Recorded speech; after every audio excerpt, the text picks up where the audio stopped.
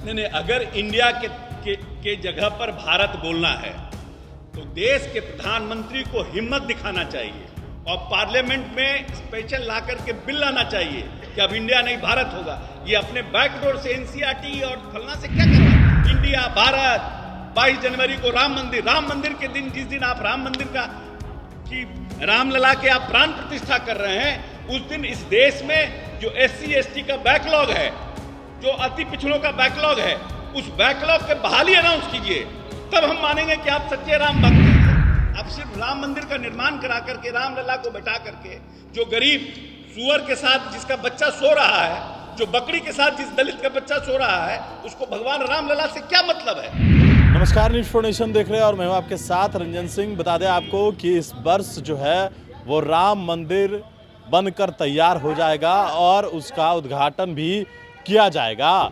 इसको लेकर अब सियासत शुरू हो गया है।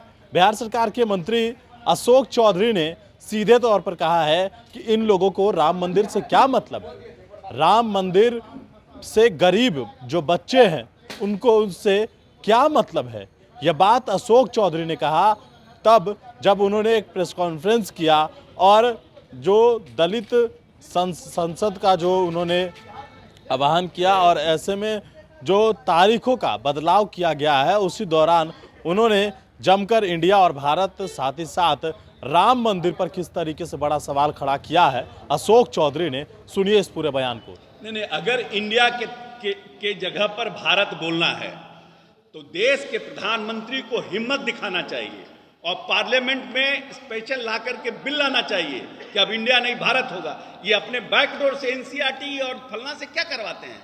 एनसीईआरटी को क्या है, एनसीईआरटी को क्या राइट है कि इस देश का इंडिया हो, भारत हो। इंडिया इंग्लिश में बोलते हैं, भारत हिंदी में बोलते हैं, इसमें क्या बिदंगड़ा खड़ा करना है। क्योंकि एक गठबंधन बन गया, इसके लिए आप पूरे देश का नाम बदलना चाहते हैं। इस देश का यह जरूरत है ना कि ये जो रहर का दाल 55 रुपया से 185 रुपया हो गया, देश ये चाहता है कि कैसे 100 रुपया से नीचे आए। 50 रुपया 500 रुपया पर जो आप सिलेंडर लेके घूमते थे सर के ऊपर, और आज 1100 रुपया सिलेंडर हो गया। देश ये चाहता है कि फिर से कैसे 500 रुपया से 300 रुपया सिलेंडर हो जाए। उस पर कोई कुछ बोलता ही नहीं है।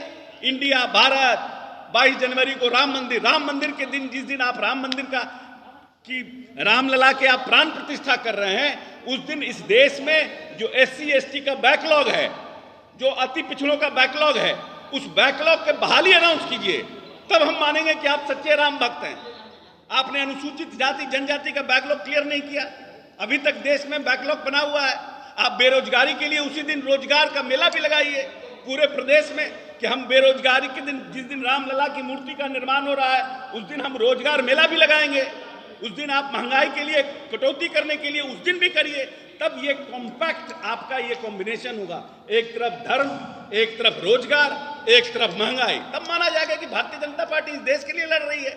आप सिर्फ राम मंदिर का निर्माण करा करके, रामलला को बैठा करके, जो गरीब सुअर के साथ जिसका बच्चा सो रहा है, जो बकरी के साथ जिस दलित का बच्चा सो रहा है, उसको भगवान रामलला से क्या मतलब है।